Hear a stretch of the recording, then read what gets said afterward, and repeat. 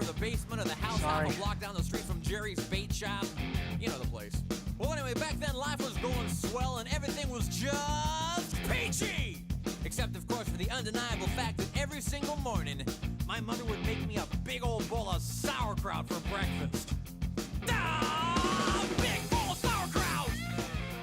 Every single morning! It was driving me crazy! I said to my mom, I said, "Hey, Mom, what's up with all the sauerkraut?" And my dear sweet mother... It's the inside that really needs it. So, is there one that says both? I think we have to go into the other lane to do that. I'll ask her. Press the help button. And then she tied me to the wall and stuck a funnel in my mouth and force-fed me nothing but Dust your dash and clean your windows. Okay. Platinum and number 1R rust wash with some hot shine carnival wax, tire shine, gel polish, and then underbody. It's up. Okay. Do you guys have a ton of Breaking Bad fans come through? Oh my gosh, we have like a tour bus that comes every other day. People walk through our lobby. We have pictures in there. When you guys go in there, you're more than welcome to take pictures. Thank you. We have a vending machine in there too. That's awesome. There's a Better Call Saul mug. You can get a Pollos Hermanos postcard and a button. That's so fun. You can go straight ahead. They'll guide you in soon, okay? Thank you. Have a good one. Thanks. one-way ticket to Albuquerque. Albuquerque. Oh yeah. You know, I'd never been on a real airplane before, and I gotta tell you, it was really great. Except that I had to sit between two large Albanian women with excruciatingly severe body odor, and the little kid in back of me kept throwing up the whole time. The flight attendants ran out of Dr. Pepper and salted peanuts, and the in-flight movie was Biodome with Pauly Shore, and oh yeah, 3 of the airplane engines burned out. We went into a tailspin and crashed into a hillside, and the plane exploded in a giant fireball, and everybody died! Except for me. You know why? 'Cause I have my tray table up, and my seat back in the full upright position. Have my tray table up, and my seat back in the full upright position. Have my tray table up, and my seat back in the full upright position. So I crawled from the twisted, burning wreckage. I crawled on my hands and knees for 3 full days, dragging along my big leather suitcase and my Garmin bag and my tenor saxophone and my 12-pound bowling ball and my lucky autographed glow-in-the-dark snorkel. But finally I arrived at the world-famous Albuquerque Holiday Inn, where the towels are oh so fluffy, and you can eat your soup right out of the ashtrays if you wanna. It's okay, they're clean. Well, I checked into my room and I turned down the AC and I turned on the Spectrovision, and I'm just about to eat that little chocolate mint on my pillow that I love so very, very much, when suddenly there's a knock on the door. Well, now who could that be? I say, who is it? No answer. Who is it? There's no answer.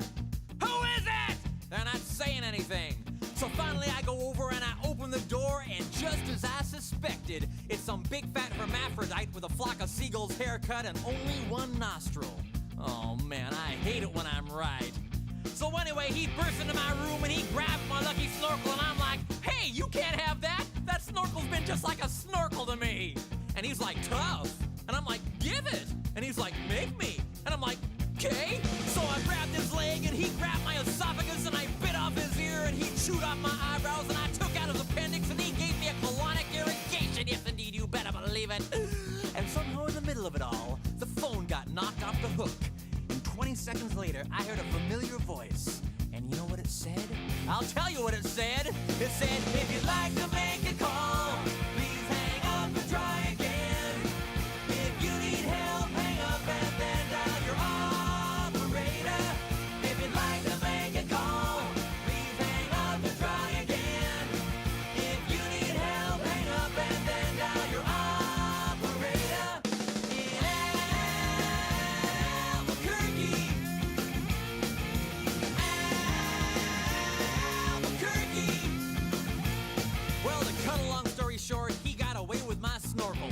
But I made a solemn vow right then and there that I would not rest. I would not sleep for an instant until the one-nostriled man was brought to justice.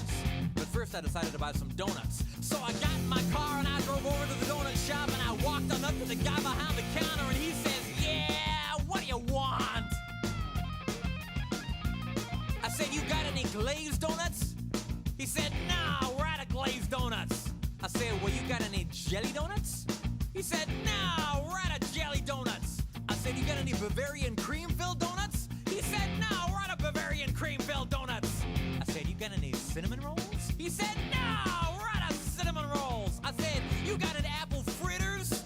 He said, no, we're out of apple fritters. I said, you got any bear claws? He said, wait a minute, I'll go check.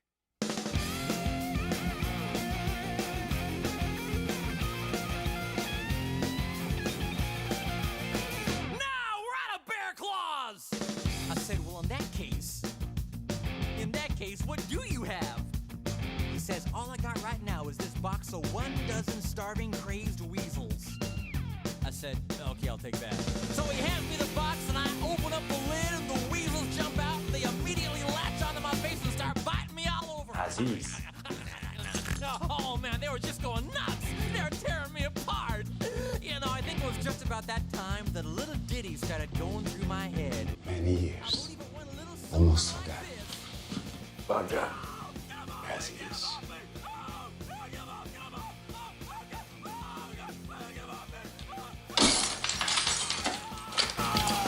I ran out to the street with these flesh-eating weasels all over my face, waving my arms all around and just running like a constipated wiener dog. And as luck would have it, that's exactly when I ran into the girl of my dreams. Her name was Zelda. She was a calligraphy enthusiast with a slight overbite and hair the color of strained peaches. I'll never forget the very first thing she said to me. She said, hey, you got weasels on your face. That's when I knew it was true love. We were inseparable after that.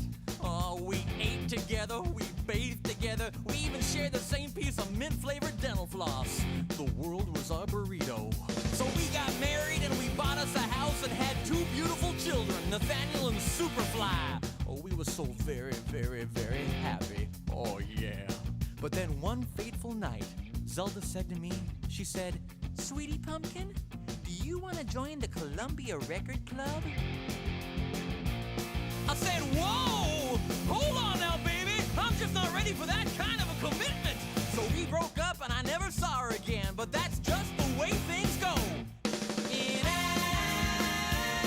Albuquerque, Albuquerque.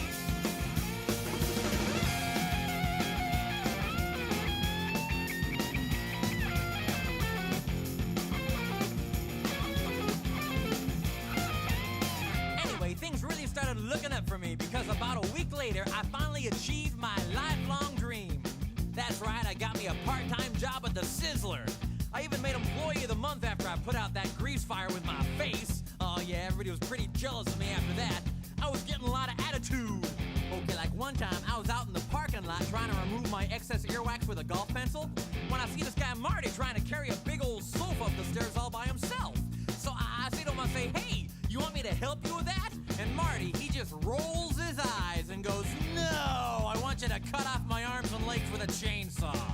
So I did. And then he gets all indignant on me. He's like, hey man, I was just being sarcastic. Well, that's just great. How was I supposed to know that? I'm not a mind reader for crying out loud. Besides, now he's got a really cute nickname, Torso Boy. So what's he complaining about? Say, that reminds me of another amusing anecdote.